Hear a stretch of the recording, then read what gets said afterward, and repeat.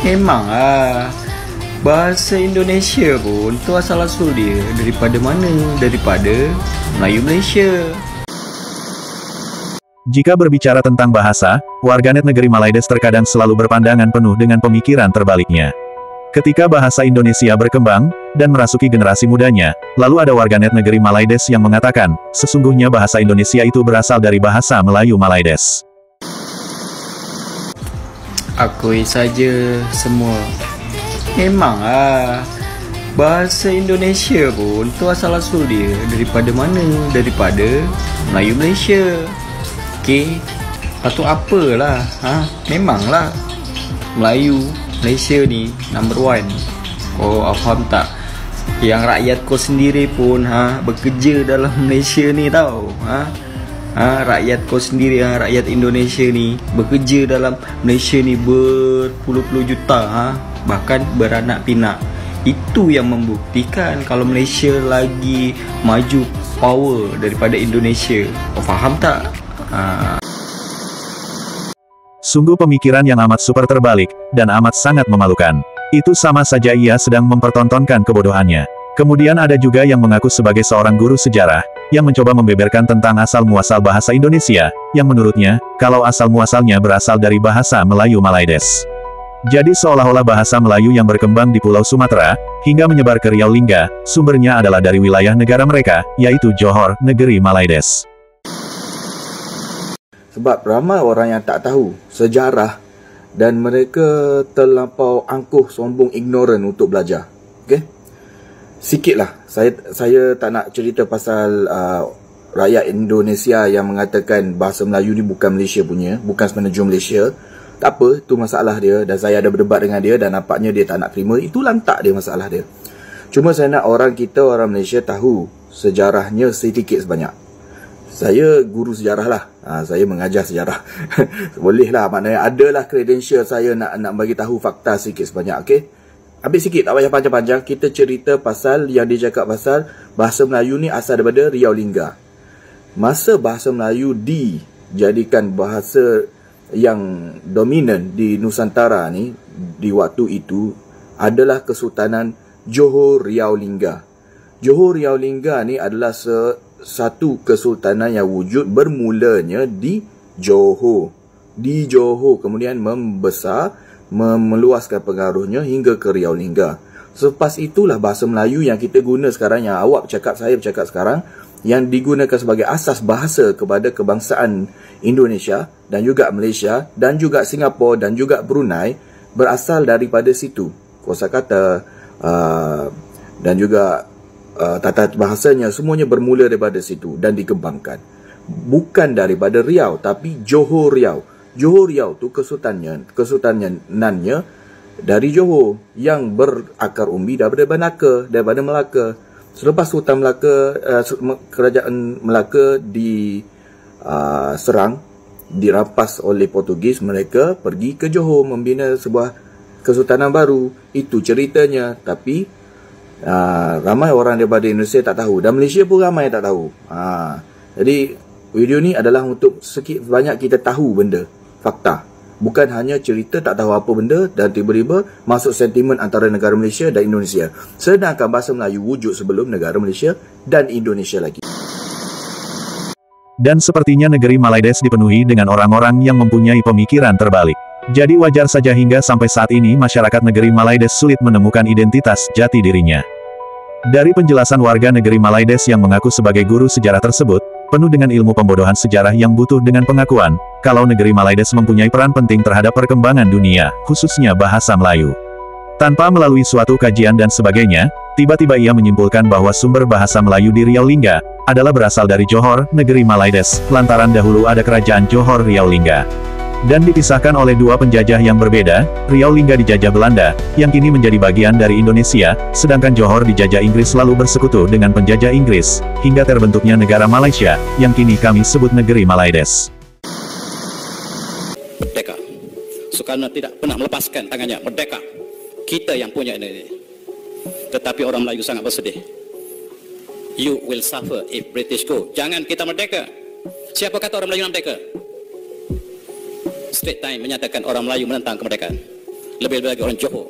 Orang Johor tidak ingin merdeka. Siapa nak bayar gaji kita? Kalaulah tentera datang menyerang kita, siapakah nak tahankan negara kita? Kalau tak ada British, siapa nak buat kemajuan negara kita? Kita jarum pun tak boleh buat lagi. Siapa kata orang Melayu nak merdeka? Mari kita kenang kembali pejuang-pejuang ulama yang ingin merdeka, tetapi sebahagian bangsawan kita masih selesa dengan British. Inilah sejarah barangkali yang kita harus kenang kembali. Dan Raja Ali Haji bersama masyarakat Riau, tepatnya di Pulau Penyengat, menyusun sebuah kamus untuk menjadi pengimbang bahasa penjajah Belanda dalam sebuah pembelajaran sekolah.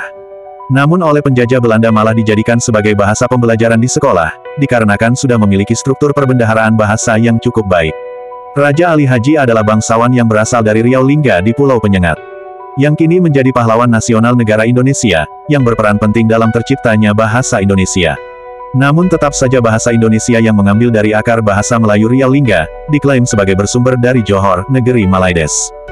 Jika memang bahasa Melayu bersumber dari bahasa Melayu Malaides, lalu siapakah tokoh penyusun perbendaharaan bahasa Melayu yang berasal dari wilayah negeri Malaides?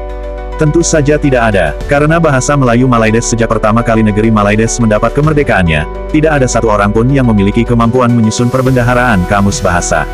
Malahan negeri Malaides menyusun ulang dari kamus-kamus yang dibuat oleh pakar bahasa dari orang Eropa, serta dari kamus-kamus bahasa Indonesia yang disusun oleh orang-orang Indonesia. Perhatikan di paragraf ketiga ini. Sebuah kamus seperti ini telah menjadi cita-cita Dewan Bahasa dan Pustaka sejak mula pendirian Dewan Bahasa Pustaka itu sendiri. Namun, cita-cita murni ini tidak dapat dilaksanakan karena tiada orang yang layak dan berkebolehan, maksudnya yang mempunyai keahlian untuk mengerjakannya. Maka karena itu, terpaksalah Dewan ini meminta kerjasama UNESCO untuk mencari seorang pakar yang dapat membantu dalam menyusun sebuah kamus bahasa kebangsaan kita. Masih di masa yang sama, saat itu salah satu orang Indonesia, Tengku Iskandar, itu menjadi kepala bidang perkamusan bahasa Melayu Malaysia. Tengku Iskandar ini adalah orang Aceh, orang Indonesia. Fakta ini juga menampar kepada warganet Malaides yang koar-koar bahasa kami itu sudah ada beribu-ribu tahun. Tapi ternyata apa?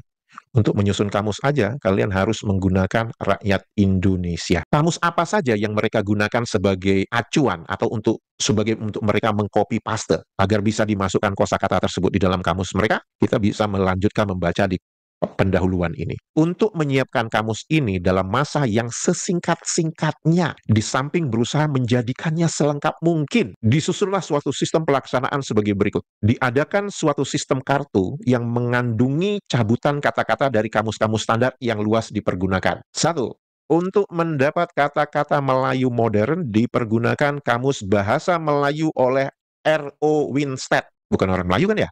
Yang kedua, untuk kata-kata Melayu klasik dirujuk kepada A Malay English Dictionary oleh R.J. Wilkinson. Sekali lagi, bukan orang Melayu. Ketiga, untuk kata-kata Indonesia yang dipergunakan, Kamus Umum Bahasa Indonesia oleh W.J.S. Purwadarminta dan Kamus Modern oleh Sultan M. Zain. Mana yang orang Melayunya itu mana di sini? Katanya kalian itu menggunakan bahasa Melayu itu sudah beribu-ribu tahun. Tapi ternyata untuk Melayu klasik dengan Melayu modern justru kalian mengambil nama orang bule, R.O. Winstedt dengan R.J. Wilkinson. Dan bahkan kalian harus menambahkan kosakata bahasa Indonesia untuk menambah perbendaharaan kosakata kalian yang miskin itu. Artinya, kamus yang disusun oleh R.O. Winstedt dengan R.J. Wilkinson itu sangat minim. Oleh karena itu, perlu ditambah kosakata dari bahasa Indonesia untuk memperkaya perbendaharaan kata-kata bahasa Melayu Malaysia. Jadi, ini memenuhi keinginan, yaitu apa? Ingin menyiapkan kamus dalam waktu sesingkat-singkatnya dan selengkap mungkin. Apa yang mereka lakukan? Copy paste. Itu fakta ya. Jadi, bagaimana mungkin bahasa Melayu bersumber dari negeri Malaides, dan juga bagaimana mungkin bahasa Indonesia juga berasal dari negeri Malaides, kalau di negeri Malaides sendiri tidak ada satu orang pun yang mempunyai kemampuan menyusun sebuah perbendaharaan kamus bahasa. Sementara jika ditelusuri dari sebuah sejarah kerajaan Johor itu baru ada pada tahun 1528, yang didirikan karena runtuhnya kerajaan Malaka, karena jatuh ke tangan Portugis. Kemudian jika ditarik mundur ke belakang, Kerajaan Malaka yang berdiri tahun 1402 Masehi, didirikan oleh Parameswara atau Sultan Iskandar Shah. Beliau adalah seorang pangeran dari Kerajaan Sriwijaya di Palembang. Dan saat itu wilayah Johor Riau Lingga masih merupakan bagian dari Kerajaan Sriwijaya, dan bahkan termasuk sebagian wilayah di semenanjung ujung Medini juga pernah menjadi bagian dari kekuasaan Kerajaan Sriwijaya saat itu. Sehingga jika dianalisa secara logika, terkait dengan dialek, logat, slang bahasa Melayu, dan bahasa Indonesia yang katanya berasal dari Johor, maka hal itu dapat dikatakan sebagai sesuatu kebodohan sejarah. Dan apabila ada interaksi antara orang Riau Lingga dan Johor, itu bukan berarti sumber logat atau versi bahasa Melayu berasal dari Johor. Karena sejak dulu Johor adalah pengkhianat tanah Melayu, yang bersekutu dengan penjajah. Maka tidaklah heran, jika warga Malaides mengatakan kalau Johor berperan penting dalam penyebaran bahasa Melayu. Dan semua itu sebenarnya untuk menutupi aib orang-orang Melayu Johor, yang sejarahnya adalah sebagai kaum pengkhianat. Untuk itu, ketika kerajaan Johor Riau Lingga terpisah, keluarga besar Raja Haji Fisabilillah meminta agar makam Raja Haji Fisabilillah dipindahkan ke Riau Lingga. Karena Raja Haji Fisabilillah adalah seorang pejuang yang berani berperang melawan penjajah, dan tak sudi rasanya jika makamnya berada di Johor, negeri Malaides, di tempat orang-orang pengkhianat yang bersekutu dengan penjajah. Untuk itu makam Raja Haji Fisabilillah dipindahkan ke Riau Lingga. Dan perjuangan pun diteruskan oleh Raja Ali Haji, dan ternyata, melalui struktur perbendaharaan bahasa yang dibuatnya, yang dibuat sebagai pembanding bahasa penjajah Belanda, sangatlah berpengaruh. Lalu perbendaharaan bahasa Melayu yang disusun Raja Ali Haji, perjuangannya diteruskan oleh bangsa Indonesia, sehingga terciptalah bahasa Indonesia. Lalu masyarakat Indonesia bersatu, salah satunya melalui atas nama satu bahasa, yaitu bahasa Indonesia, sehingga penjajah hengkang dari tanah Indonesia. Untuk itu, negara Indonesia adalah satu-satunya negara yang tidak menggunakan bahasa penjajahnya. Karena di tanah Indonesia sebelum Indonesia merdeka, telah memiliki struktur perbendaharaan bahasa sendiri. Yang dulu memakai struktur perbendaharaan bahasa Melayu, namun kini, memakai struktur perbendaharaan bahasa Indonesia. Pada saat itu, bahasa Melayu berkembang menjadi bahasa perdagangan dan mampu menjadi bahasa komunikasi di sebagian wilayah yang kini dikenal sebagai Asia Tenggara.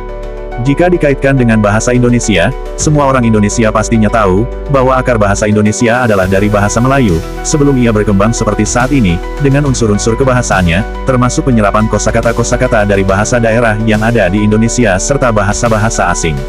Namun akar bahasa Indonesia mengambil dari bahasa Melayu Riau Lingga, yang disusun oleh Raja Ali Haji beserta masyarakat Pulau Penyengat. Dan bahasa Indonesia bukanlah berasal dari bahasa Melayu Johor. Karena Melayu Johor, ataupun kini telah menjadi negara Malaysia yang kini kami sebut negeri Malaides, tidaklah memiliki kemampuan untuk membuat perbendaharaan kamus bahasa. Negeri Malaides pada saat itu, mendapatkan kamus bahasa Melayu, melainkan didapat dari hasil menyalin kamus bahasa Indonesia, serta kamus-kamus bahasa yang dihasilkan oleh orang Eropa. Sedangkan pada saat itu bahasa Indonesia telah dijadikan bahasa persatuan bangsa Indonesia, lalu apakah Malaides saat itu ingin menjadi bagian dari Indonesia? Dan itulah yang membingungkan dari negeri Malaides saat itu. Namun sayangnya warga negeri Malaides yang hidup di saat ini tidak mengetahui sejarah bahasa mereka sendiri. Yang miskin kosakata, dan yang tidak memiliki satupun orang yang memiliki kemampuan menyusun sebuah kamus bahasa. Sehingga saat inilah buktinya, sekalipun bahasa Melayu dijadikan bahasa nasional, namun hingga sampai saat ini belum mampu menjadi bahasa persatuan, untuk menyatukan seluruh rakyat negeri Malaides. Karena bahasa mereka tidak didapat dari hasil kerja keras orang-orang mereka sendiri, usaha orang-orang mereka sendiri, melainkan didapat dari hasil menyalin dari kamus-kamus yang dihasilkan oleh orang lain. Untuk itu sampai saat ini bahasa Malaides menjadi bahasa yang tidak bermartabat di negeri sendiri. Tidak seperti bahasa Indonesia dapat dipergunakan oleh setiap masyarakat Indonesia, ketika berjumpa dengan masyarakat Indonesia lainnya yang berbeda suku dan bahasa, maka bahasa Indonesia lah yang kami gunakan. Meskipun bahasa Indonesia tercipta dihasilkan dari berbagai bahasa serapan, namun semua itu harus melalui sebuah proses dan sebagainya, sebelum kosakata-kosakata tersebut ada pada kamus bahasa Indonesia. Berbeda dengan bahasa Malaides, yang tiba-tiba berbagai kosakata dimasukkan ke dalam kamus bahasa Malaides tanpa adanya sebuah proses dan sebagainya. Untuk itu banyak kosakata-kosakata bahasa Indonesia ada pada kamus bahasa Malaides, namun entah mengapa, ketika kosakata-kosakata tersebut digunakan, lalu mereka sendiri yang mempermasalahkannya. Serta kosakata-kosakata serapan yang berasal dari bahasa Inggris, namun tidak konsisten dengan penyebutannya. Cukup sekian video kali ini. Terima kasih. Sampai jumpa lagi.